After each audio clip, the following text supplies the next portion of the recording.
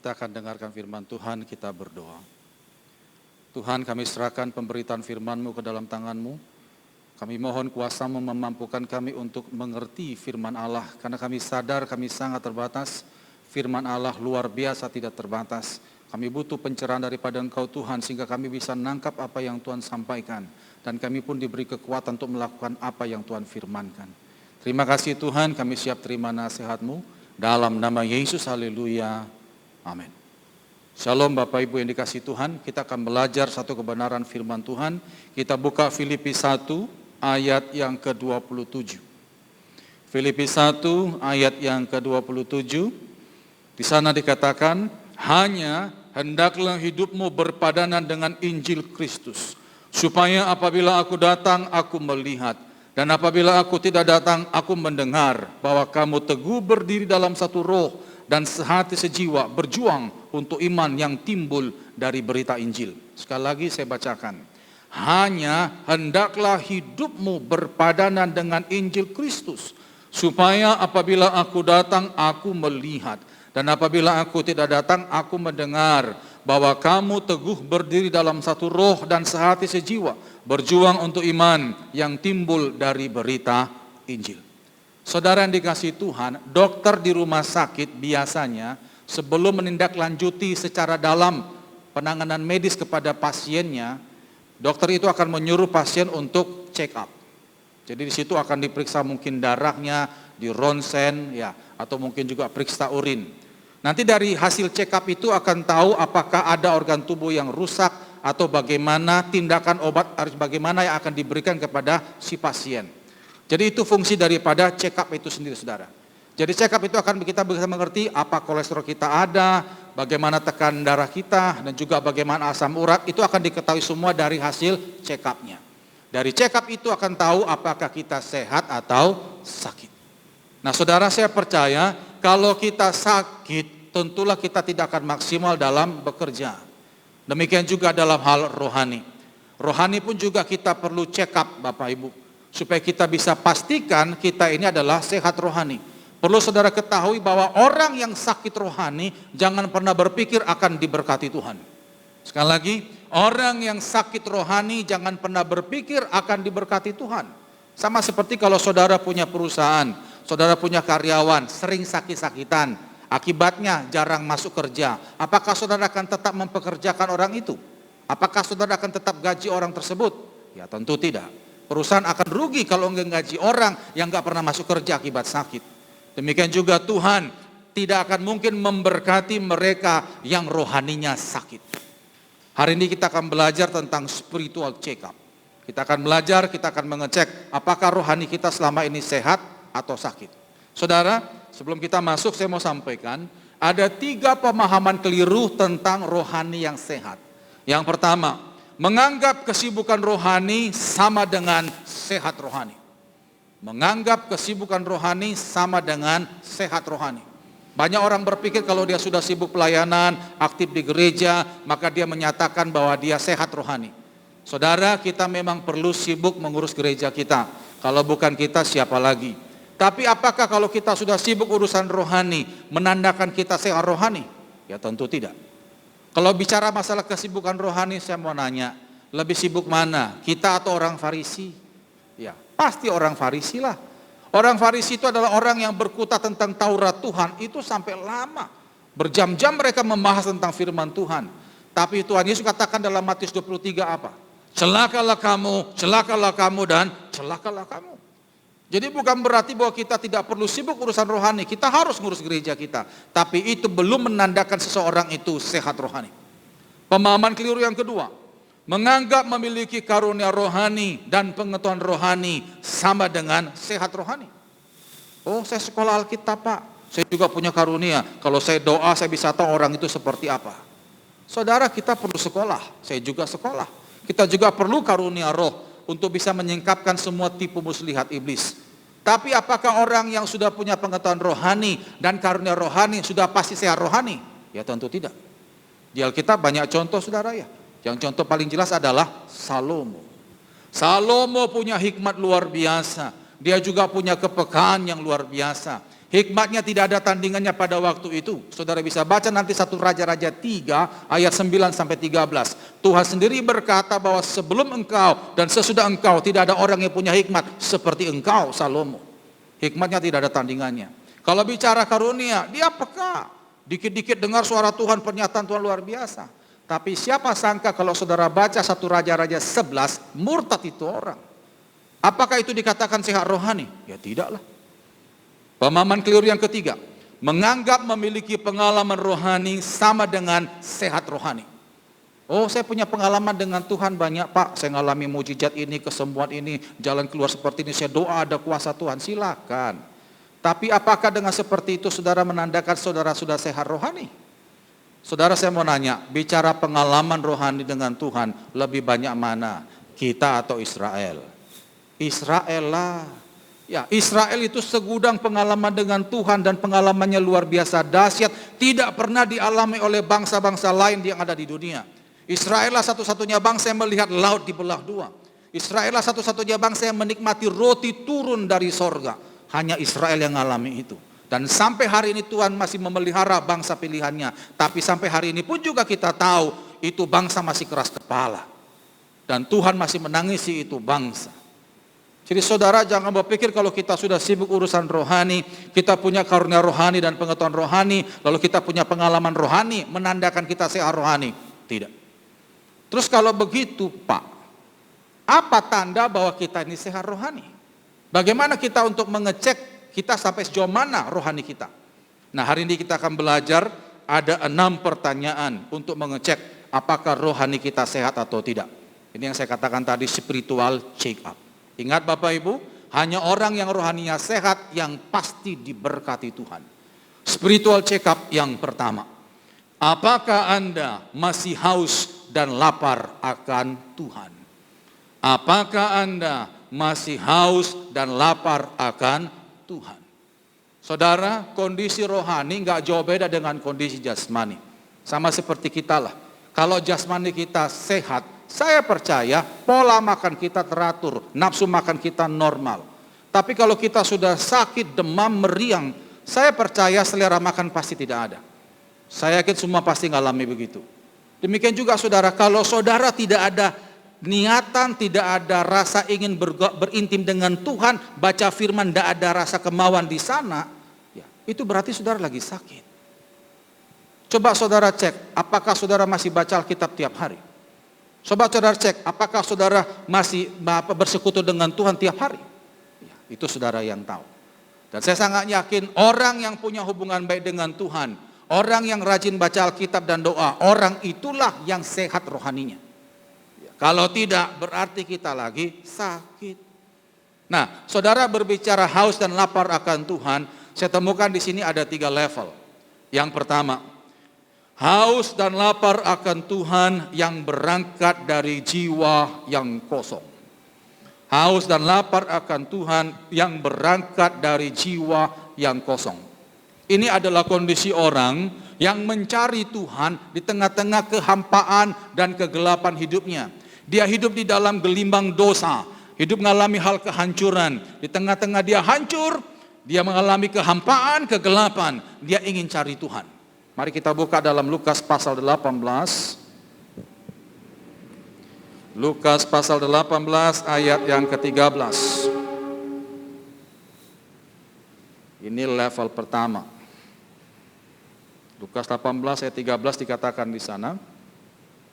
Tetapi pemungut cukai itu berdiri jauh-jauh, bahkan ia tidak berani menengadah ke langit, melainkan ia memukul diri dan berkata, "Ya Allah, kasihanilah aku orang berdosa ini." Ini adalah pemungut cukai yang kita sudah tahu bersama bahwa pemahaman pada waktu itu, pemungut cukai adalah orang yang dipandang berdosa, sangat dibenci oleh masyarakat. Di tengah-tengah keberdosaannya pemungut cukai ini, dia datang ke Tuhan. Dia mengalami kehampaan, dia mengalami kegelapan hidup karena dia bergelimang dengan dosa, lalu dia cari Tuhan dan dia merendah di hadapan Tuhan. Ini bagus. Ini adalah rasa haus dan lapar akan Tuhan yang berangkat dari jiwa yang kosong. Kondisi orang ini adalah belum pernah mengalami lawatan Tuhan, dia mengalami kehampaan hidup, lalu dia cari Tuhan. Ini bagus. Yang kedua adalah Haus dan lapar akan Tuhan yang berangkat dari jiwa yang kering. Nah, ini berbeda dari tadi yang jiwa kosong. Kalau jiwa yang kering ini adalah orang yang pernah ngalami intim dengan Tuhan, ngalami hubungan baik dengan Tuhan, tapi karena satu dua hal dia jauh dari Tuhan. Nah, di tengah-tengah dia jauh dari Tuhan, dia ngalami kehampaan di sana, dia ngalami kegelapan hidup di sana, dia mungkin juga ngalami kehancuran di sana, lalu dia ingin kembali ke Tuhan. Mari buka dalam Lukas pasal 15. Ini kisah anak yang hilang. Jadi di orang yang pernah ngalami Tuhan, bersama dengan Tuhan, mungkin dia dekat juga dengan Tuhan, tapi karena satu dua hal dia jauh dari Tuhan. Di tengah-tengah dia jauh dari Tuhan itu dia ingin kembali ke Tuhan. Ini pun baik, karena kembali ke Tuhan. Lukas 15 ayat 17 sampai 18. Lalu ia menyadari keadaannya, katanya, betapa banyaknya orang upahan Bapakku yang berlimpah-limpah makanannya. Tetapi aku di sini mati kelaparan. Aku akan bangkit dan pergi kepada Bapakku dan berkata kepadanya, Bapa, aku telah berdosa terhadap sorga dan terhadap Bapa. Ini pun baik. Di tengah-tengah dia mengalami kehancuran, dia ingin kembali ke rumah Bapaknya. Itu yang kedua. Level yang ketiga adalah haus dan lapar akan Tuhan yang berangkat dari jiwa yang puas. Haus dan lapar akan Tuhan yang berangkat dari jiwa yang puas. Ini adalah kondisi orang yang sudah dekat dengan Tuhan, intim dengan Tuhan, ngalami Tuhan, tapi tetap haus akan Tuhan. Saya berharap kita seperti yang ini. Mari buka Filipi 3. Filipi 3 ayat yang ke-10. Filipi 3 ayat yang ke-10 dikatakan di situ. Yang ku kehendaki ialah mengenal Dia dan kuasa kebangkitannya dan persekutuan dalam penderitaannya, di mana aku menjadi serupa dengan Dia dalam kematiannya. Ini adalah pernyataan Rasul Paulus. Dia katakan bahwa dia ingin selalu mengenal Kristus. Dia katakan ini bukan lagi kondisi berdosa. Dia katakan ini bukan lagi jauh dari Tuhan, tidak. Dia lagi dekat-dekatnya dengan Tuhan, dia intim dengan Tuhan, tapi dia selalu haus akan Tuhan.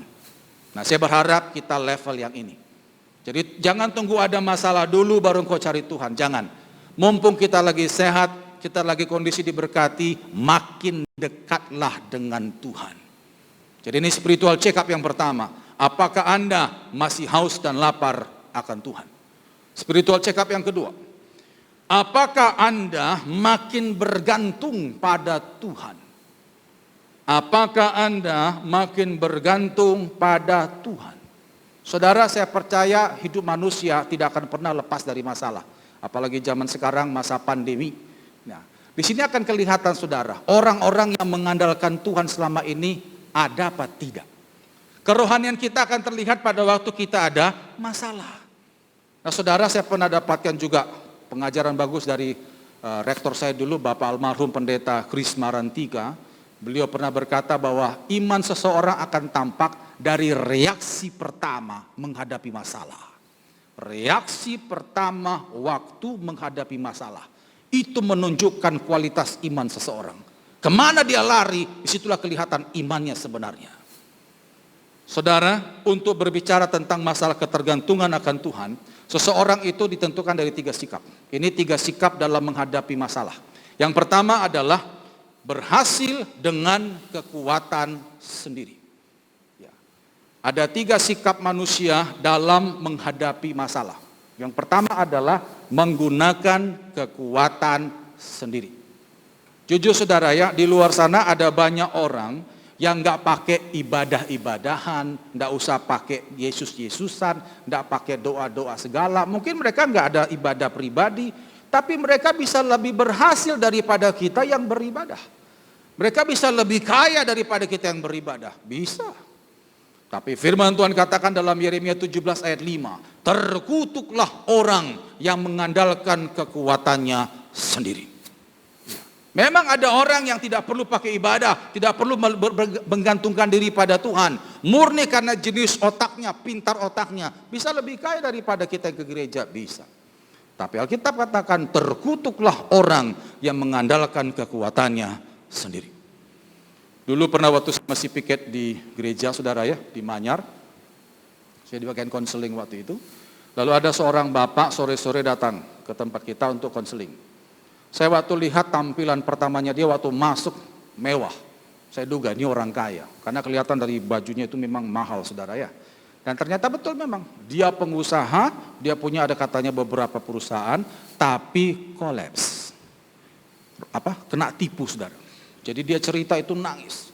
Dia bilang, saya ini nggak tahu Pak mau kemana. Anak istri saya sudah saya usirkan ke rumah orang tua dan saya luntang-lantung, Pak. Ya. Dan ternyata dia adalah lulusan S3-nya Amerika. Bukan orang sembarangan, saudara. Doktor itu. Terus saya tanya, saudara, ya biasa kita kalau konseling kan kita tanya apa kondisinya, rohaninya. Saya tanya, Bapak gereja di mana? Saya gereja di sini, Pak. Oh iya. Bapak rajin ke gereja. Nah itu masalahnya, Pak. Ah itu masalahmu, Pak. Saya bilang begitu. Ya. Dia sekalipun pintar, ternyata dia nggak pernah mengandalkan Tuhan. Dia hanya ke gereja pas dia lagi mau saja.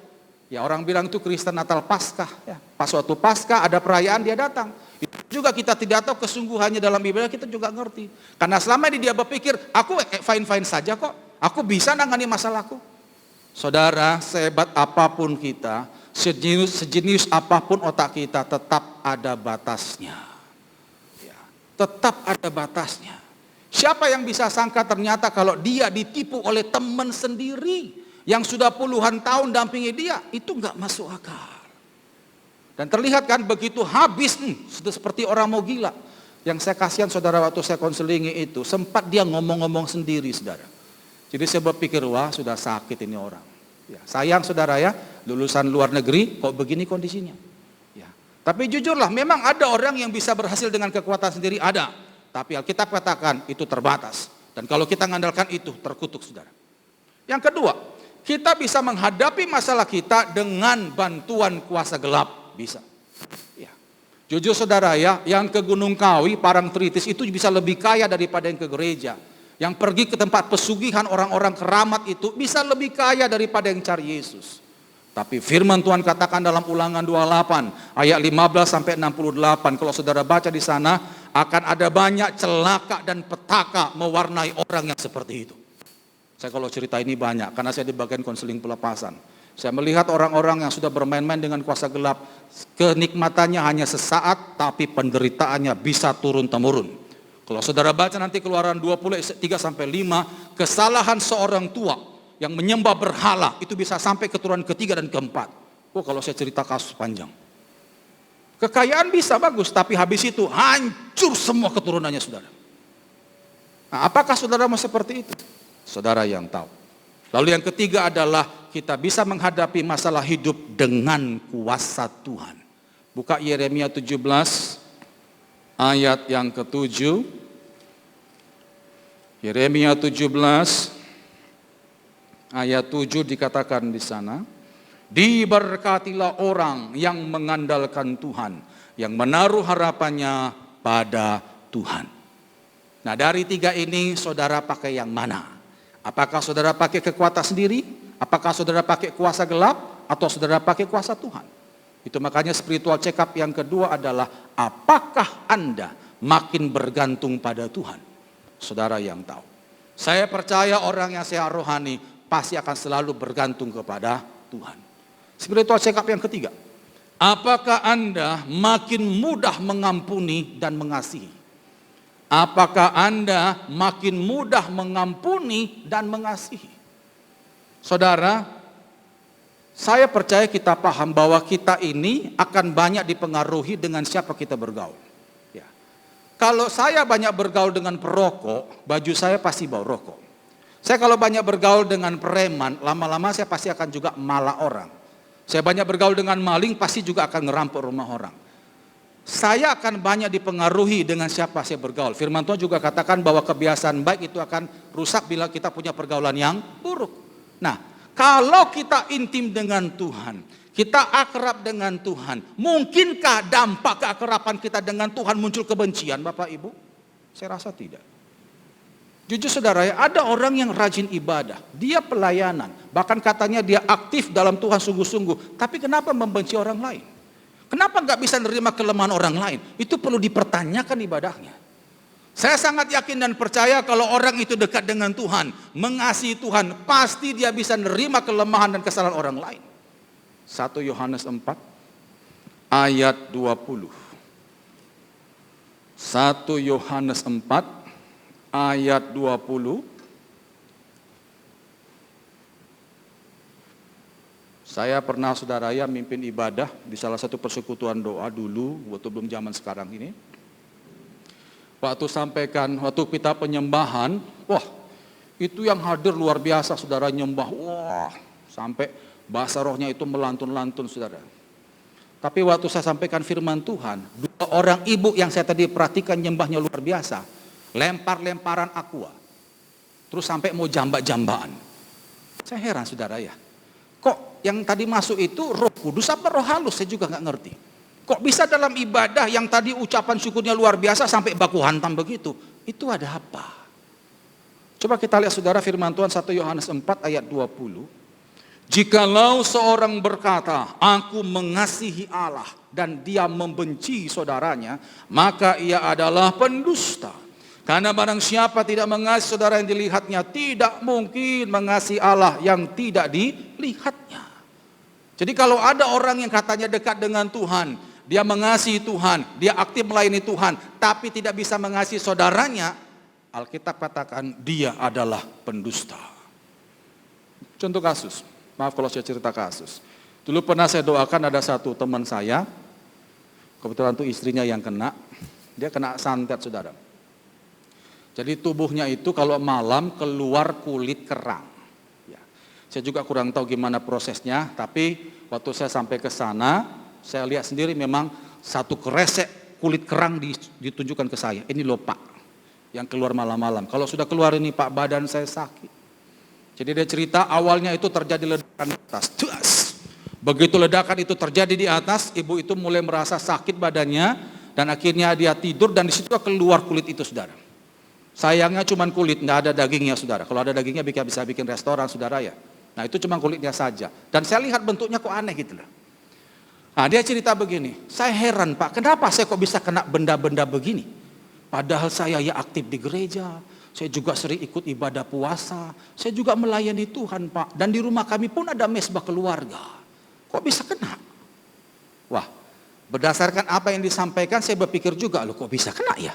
Seharusnya nggak mungkin kena. Ya. Saya bilang sama ibu itu, coba lah Bu nanti kita doa dulu. Nah kebetulan saya sama tim saya datang ke sana. Nah, waktu kita nyembah dan doa, Roh Kudus nyampaikan. Yang dapat itu tim saya. Jadi rupanya dalam penglihatan, ibu ini punya hati, ini ada penglihatan saudara, hatinya itu hitam busuk dan di dalamnya ada banyak ulat. Itu penglihatan simbol saudara. Itu pertanda kepahitan yang akut. Ya. Begitu kita sudah tahu informasi itu, lalu kita tanya, Bu maaf, ibu ada kepahitan dengan siapa? Karena kepahitannya ini luar biasa akut. Ada apa? Akhirnya baru dia ngaku, ternyata dia memang punya kepahitan yang selama ini belum bisa diselesaikan dengan iparnya, adik dari suaminya. Saya bilang, itu yang menyebabkan santet itu gampang masuk Bu, saya bilang. Tapi Pak Nason, kalau saya disuruh menyelesaikan itu, maaf Pak, saya nggak bisa. Karena jangankan ketemu orangnya, saya dengar namanya saja, mau tak jambak rambutnya. Itu saking pahitnya itu loh saudara. Saya bilang, itu yang membuat ibu nggak sembuh-sembuh. Sayang Bu, ya ibu harusnya bisa ngatasi itu karena ibu pelayanan. Katanya khotbah, tapi kenapa kok punya kepahitan seperti itu? Dia diam aja saudara. Saya bilang tolong ibu bereskan. Maaf Bu, ya maaf. Saya waktu itu sama teman saya itu naik sepeda motor saudara, boncengan. Jauh itu, arah ke Porong sana. Saya bilang tolonglah, tolong hargai kami yang datang ini. Kami sudah datang capek-capek, masa kami pulang, ibu nggak ada perubahan? Ya tolong pikirkan kita lah, saya bilang begitu. Dia diam aja. Saya juga kasihan lihat suaminya karena suaminya teman baik saya. Udah berapa banyak uang habis di rumah sakit, periksa nggak ada apa-apanya saudara ya. Akhirnya saya bilang ibu itu, coba ibu masuk kamar bereskan segera. Kita tunggu di sini. Akhirnya dia masuk kamar ya, nangis di situ saudara, minta kekuatan dari Tuhan tuh bisa ngampuni iparnya. Kami tunggu hampir 1 jam itu. Habis itu udah keluar, begitu dia keluar lalu kita doakan. Saya bilang sekarang ibu, doa bersuara, ucapkan nama orang itu. Katakan Tuhan, aku kepahitan dengan orang itu, tapi aku mau mengampuni. Tuhan, ampuni aku. Sekarang doakan begitu, Bu. Saya suruh dia sebut namanya dan berjanji mengampuni. Saudara tahu, begitu dia doa seperti itu, dia sebut namanya sekalipun bibirnya gemetar, lalu dia bilang, Tuhan, aku mau mengampuni dia. Dia langsung rebah, saudara. Langsung dia rebah, kita hanya doa, kuasa Tuhan bekerja.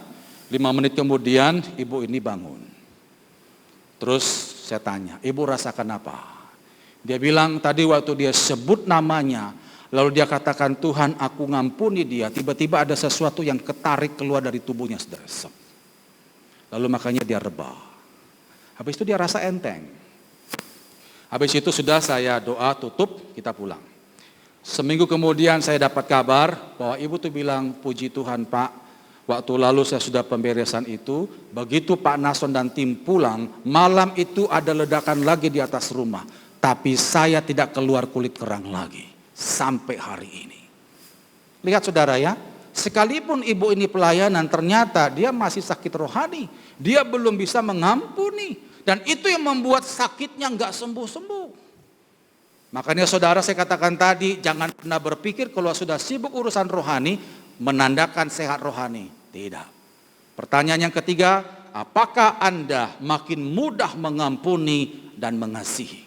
Spiritual check up yang keempat. Apakah disiplin hidup makin penting bagi Anda? Apakah disiplin hidup makin penting bagi Anda? Saudara, banyak orang berkata, Pak, yang penting saya ya baik-baik aja sama orang. Yang penting saya jangan jahati orang. Yang penting saya hidup saya itu enggak aneh-aneh lah. Jadi kalau masalah disiplin enggak terlalu penting. Saudara, disiplin ini berbicara komitmen. Arti disiplin apa? Disiplin adalah berbuat dengan tepat sesuai aturan. Saya percaya orang yang sehat rohani pasti punya tanggung jawab yang baik. Contoh saudara ya, saudara bisa nilai sendiri sehat apa tidak orang yang seperti ini. Misalnya ada orang berangkat ibadah ke gereja, katakanlah ibadah dimulai jam 10, tapi dia berangkat dari rumah jam 10. Kira-kira sehat tak orang seperti itu Bapak Ibu? Ya pasti tidak. Apalagi kalau kita pelayanan, sudah jelas ibadah itu jam 10. Seorang hamba Tuhan harus setengah jam sebelum itu ada di gereja. Kalau dia datang jam 10, berarti sakit saudara. Ya. Nah ini bicara disiplin ini kita harus penting ketahui. Karena saya sangat percaya anak Tuhan diberikan Tuhan roh adalah roh tertib. Setiap anak Tuhan yang mengasihi Tuhan, maka Tuhan memberikan ada satu roh di dalamnya, yaitu roh ketertiban. Buka dalam 2 Timotius 1 ayat yang ke-7. 2 Timotius 1 ayat yang ke-7. Karena jujur kalau bicara disiplin, masih banyak anak Tuhan yang lemah di sini. Doanya sih kencang, ya. Tapi kalau bicara disiplin, kita masih kurang. 2 Timotius 1 ayat yang ke-7, perhatikan di sana. Sebab Allah memberikan kepada kita bukan roh ketakutan, melainkan roh yang membangkitkan kekuatan, kasih dan ketertiban. Kita banyak mendengar ada orang yang kalau pelayanannya bagus, rumah tangga berantakan. Ada lagi orang yang pelayanannya bagus, pekerjaan lalai. Apakah itu sehat Bapak Ibu? Saya yakin tidak. Ada satu contoh di Alkitab, orang yang bekerja bagus, rohaninya pun juga bagus. Siapakah itu? Daniel. Buka Daniel pasal yang ke-6. Harusnya anak Tuhan seperti ini. Daniel pasal yang ke-6 ayat yang ke-11. Kita lihat sisi rohaninya Daniel. Lalu nanti kita akan lihat bagaimana sisi kehidupan pekerjaannya dia. Daniel 6 ayat yang ke-11. Dikatakan di sana, demi didengar Daniel bahwa surat perintah itu telah dibuat, pergilah ia ke rumahnya. Dalam kamar atasnya ada tingkap-tingkap yang terbuka ke arah Yerusalem. 3 kali sehari ia berlutut, berdoa, serta memuji Allahnya seperti yang biasa dilakukannya. Kalau saudara baca pada ayat-ayat sebelumnya, ini cerita bagaimana orang-orang yang pada masa itu iri dengan keberhasilannya Daniel. Lalu akhirnya mereka mencari-cari kesalahan, Akhirnya dijebaklah raja, keluar satu statement surat untuk menangkap semua orang yang tidak mau menyembah raja. Daniel kena sasaran di situ. Nah, Daniel begitu mendengar surat perintah penangkapannya keluar, Alkitab katakan dia pergi ke kamarnya memuji Allahnya. Dan ternyata tindakan dia menyembah Tuhan, memuji Tuhan bukan karena barusan ada masalah, tidak. Tapi seperti Alkitab katakan, seperti yang biasa dilakukannya. Ternyata ibadahnya rutin 3 kali sehari dia lakukan. Ada masalah, tidak ada masalah, dia rutin menyembah Tuhan. Rohaninya bagus. Dan ternyata rohani yang bagus ini pun berdampak dalam pekerjaannya. Buka di dalam Daniel 6 ayat yang kelima. Daniel 6 ayat yang kelima dikatakan di situ. Kemudian para pejabat tinggi dan wakil raja itu mencari alasan dakwaan terhadap Daniel dalam hal pemerintahan. Tetapi mereka tidak mendapat alasan apapun atau sesuatu kesalahan. Sebab ia setia dan tidak ada didapati suatu kelalaian atau suatu kesalahan padanya. Saya waktu baca ayat ini, wah ini orang luar biasa. Rohaninya bagus, pekerjaannya pun bagus. Ternyata orang-orang yang iri terhadap Daniel berusaha mencari-cari kesalahan dalam pekerjaan. Dicari-cari apakah dia pernah bentak cleaning service. Dicari-cari apakah dia pernah terlambat datang masuk kantor. Dicari-cari apakah dia pernah bawa uang perusahaan. Gak ada. Ini baru anak Tuhan. Saya saudara kalau misalnya dulu berapa kali ngisi ibadah di kantor ya. Biasakan kalau hari Jumat saudara kita yang Muslim Jumatan. Yang Kristen itu ada ibadah persekutuan doa. Itu nanti saya dikasih satu lembar itu. Doa penutup sama doa syafaat.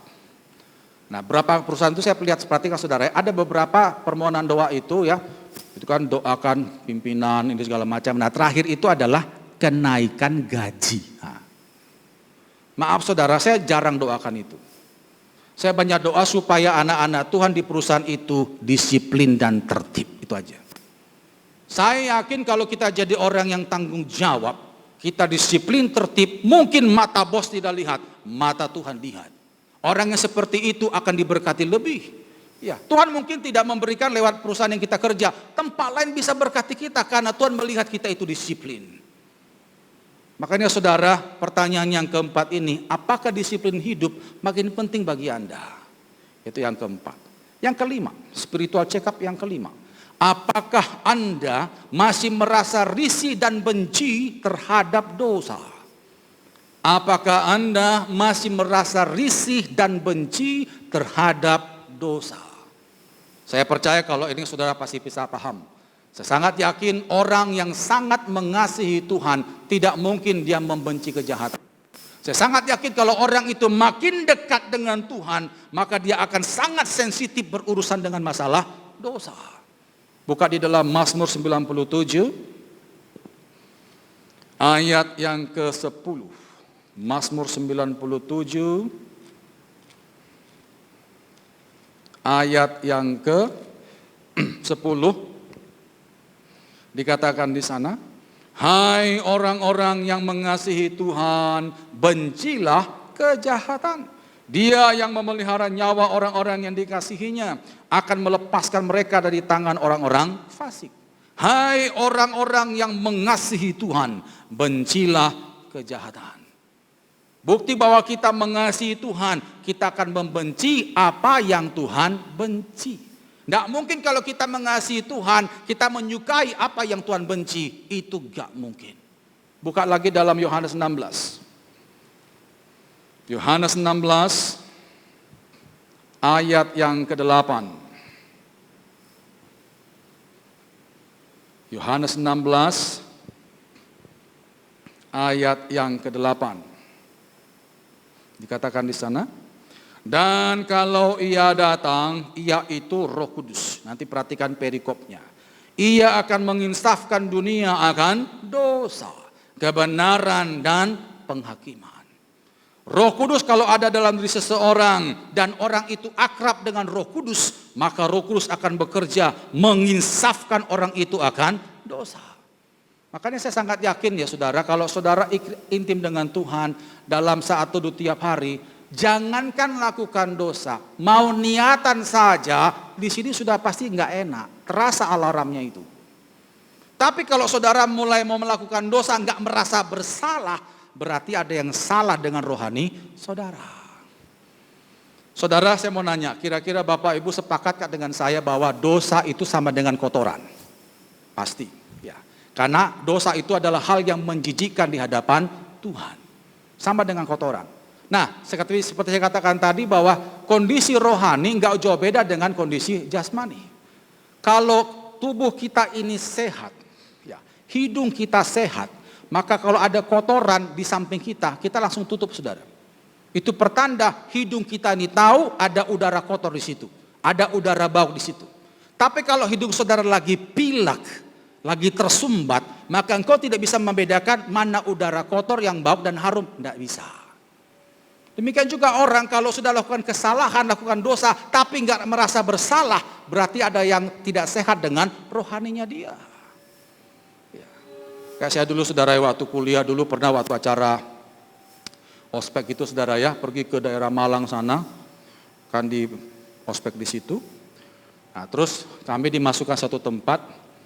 Saya waktu itu lagi kondisi kurang sehat dalam artian flu, saudara ya, agak tersumbat. Jadi saya tidak mencium kalau ada teh kucing di situ. Ya. Tapi teman-teman sudah pada tutup hidung. Tanya saya, mereka tanya, loh kamu kok nggak bau tuh, Son? Ya, bau apa sih bilang gitu? Ini kan bau teh kucing gitu. Enggak. Nah, ternyata apa? Saya pilek. Nah, karena hidung saya kurang sehat, maka saya tidak bisa membedakan mana udara bersih dengan tai kucing itu, saudara. Tapi karena teman-teman saya sehat hidungnya, bisa terasa. Demikian juga rohani saudara kalau sehat, begitu berhadapan dengan dosa, langsung risih, tidak enak di sana. Tapi kalau kita enjoy saya dengan dosa, berarti ada yang sakit dengan rohani kita. Makanya ini spiritual check up yang kelima, apakah Anda masih merasa risih dan benci terhadap dosa? Yang keenam, yang terakhir, spiritual check up yang keenam. Apakah Anda makin peka akan kehadiran Tuhan? Apakah Anda makin peka akan kehadiran Tuhan? Saudara, peka di sini bukan berbicara karunia roh, tidak. Tapi berbicara kesadaran. Orang yang rohaninya sehat, dia akan sadar betul. Kemanapun dia melangkah, ada mata Tuhan yang mengawasi dia. Itu orang yang sehat. Tapi orang yang sakit, saudara, yang sakit rohani, dia hanya berpikir Tuhan itu ada di tempat-tempat tertentu saja. Di gereja, waktu kita doa Tuhan hadir, waktu kita nggak doa Tuhan tidak ada di sana. Itu sakit, saudara. Saya percaya kalau orang yang sehat rohani, yang menyadari bahwa Tuhan itu ada di mana-mana, yang menyadari bahwa Tuhan selalu mengawasi hidupnya, saya percaya orang seperti itu pasti tidak akan aneh-aneh. Karena dia tahu ada Tuhan yang mengawasi dia. Dan dia takut, dia sungkan kalau dia melakukan hal yang kurang baik di mata Tuhan. Mari kita lihat contoh, saudara, di dalam Mazmur 139. Ini adalah pernyataan Daud yang luar biasa. Mazmur 139 ayat 7 sampai 8. Daud adalah orang yang berkenan di hati Tuhan karena dia punya prinsip seperti ini. Di dalam Mazmur 139 ayat 7 sampai 8 dikatakan di sana, kemana aku dapat pergi menjauhi rohmu? Kemana aku dapat lari dari hadapanmu? Jika aku mendaki ke langit, engkau di sana. Jika aku menaruh tempat tidurku di dunia orang mati, di situ pun engkau. Daud menyadari betul bahwa kemanapun dia melangkah, ada Tuhan di sana. Ke tempat yang paling tinggi, dia tahu Tuhan ada di situ. Ke tempat yang paling rendah, dia pun sadar Tuhan ada di sana. Ini orang yang sehat rohani. Satu lagi ayat, saudara, mari buka dalam 2 Tawari 16. 2 Tawari 16. Ayat yang ke-9a. 2 Tawari 16. Ayat yang ke-9a. Ini adalah pernyataan seorang nabi Tuhan, yaitu Nabi Hanani, menegur Raja Asa. Raja Asa berpikir bahwa apa yang dia lakukan Tuhan tidak ketahui. Ini Tuhan tegur lewat nabinya. Bagus sekali pernyataan ini. 2 Tawari 16 ayat yang ke-9. Saya bacakan. Karena mata Tuhan menjelajah seluruh bumi untuk melimpahkan kekuatannya kepada mereka yang bersungguh hati terhadap Dia. Dalam hal ini engkau telah berlaku bodoh, oleh sebab itu mulai sekarang ini engkau akan mengalami peperangan. Karena mata Tuhan menjelajah seluruh bumi, melimpahkan kekuatannya kepada mereka yang bersungguh hati terhadap Dia. Mata Tuhan melihat saudara hari ini ada di rumah, ibadah online. Tuhan melihat apa yang saudara lakukan tiap hari. Dan saya memberitahu saudara ya, berkat Tuhan hanya diberikan kepada mereka yang sungguh-sungguh. Tuhan mengawasi kita dimanapun kita berada. Dan orang yang sehat rohani kalau sadar betul akan hal ini, dia pasti tidak akan aneh-aneh. Makanya saudara, coba cek apakah selama ini engkau peka akan kehadiran Tuhan atau tidak, saudara yang tahu. Jadi ada 6 pertanyaan untuk mengecek rohani kita sehat atau tidak. Yang pertama adalah apakah Anda masih haus dan lapar akan Tuhan? Yang kedua, apakah Anda makin bergantung pada Tuhan? Yang ketiga, apakah Anda makin mudah mengampuni dan mengasihi? Yang keempat, apakah disiplin hidup makin penting bagi Anda? Yang kelima, apakah Anda masih merasa risih dan benci terhadap dosa? Dan yang keenam, apakah Anda makin peka akan kehadiran Tuhan? Biarlah 6 pertanyaan ini saudara jawab dengan jujur di hati saudara. Ayat yang terakhir, mari buka Filipi 1 ayat 27. Filipi 1 ayat 27. Ini nats yang pertama tadi kita baca di awal khotbah. Filipi 1 ayat 27 dikatakan di sana, hanya hendaklah hidupmu berpadanan dengan Injil Kristus, supaya apabila aku datang, aku melihat. Dan apabila aku tidak datang, aku mendengar bahwa kamu teguh berdiri dalam satu roh dan sehati sejiwa, berjuang untuk iman yang timbul dari berita Injil. Saudara perhatikan kalimat di ayat ini.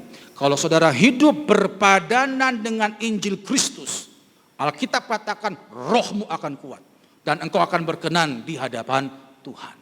Maka cek hari ini, sudahkah kita sehat secara rohani? Jangan pernah kritik Tuhan, jangan pernah salahkan Tuhan kalau kita secara rohani masih sakit. Jangan pernah salahkan Tuhan kalau engkau masih belum rutin baca Alkitab. Jangan pernah salahkan Tuhan kalau engkau masih belum bisa bergantung pada Tuhan. Jangan pernah salahkan Tuhan kalau engkau masih belum bisa mengampuni. Ditambah lagi hidupmu awar-awuran begitu. Ditambah lagi engkau masih kompromi dengan dosa. Ditambah lagi engkau tidak pernah menghormati kehadiran Tuhan yang ada tiap hari di sampingmu. Bagaimana Tuhan bisa memberkati engkau? Tuhan hanya akan memberkati mereka yang haus dan lapar akan Tuhan. Tuhan akan memberkati mereka yang bergantung penuh pada Tuhan. Tuhan akan memberkati orang yang menjaga hatinya bersih, penuh pengampunan. Tuhan akan memberkati mereka yang punya tanggung jawab, disiplin dalam hidup. Tuhan akan memberkati mereka yang hidup kudus, menjauhkan diri dari dosa. Dan Tuhan akan memberkati orang-orang yang selalu menghargai kehadiran Tuhan. Biarlah khotbah hari ini menjadi berkat bagi kita untuk mengecek supaya kita boleh menjadi orang-orang yang sehat secara rohani. Kita berdoa. Tuhan, terima kasih untuk pemberitaan firman-Mu. Biarlah kebenaran firman Tuhan yang sudah kami dengar pada hari ini akan kami bawa pulang. Akan kami periksa diri kami, Tuhan. Sudahkah kami sehat di hadapan Engkau? Ampuni kami Tuhan jika selama ini kami menilai diri kami berdasarkan pengertian kami sendiri. Ampuni kami Tuhan. Hari ini kami tahu kenapa kok kami sulit diberkati. Karena ternyata kami masih sakit rohani Tuhan. Sembuhkan kami, pulihkan kami. Ajar kami untuk hidup seturut dengan Injil Kristus saja. Sehingga akhirnya Engkau boleh dapati hidup kami berkenan dan sehat secara rohani di hadapan Tuhan. Terima kasih Bapa, hamba sudah sampaikan isi hatimu dan hamba sangat terbatas. Hamba serahkan kembali kepada Engkau Allah Roh Kudus yang tidak terbatas. Teruskan firman-Mu ya Tuhan. Sempurnakan penyampaiannya. Meteraikan firman-Mu. Dan berkati kami semua. Di dalam nama Yesus. Haleluya. Amin. Tuhan memberkati.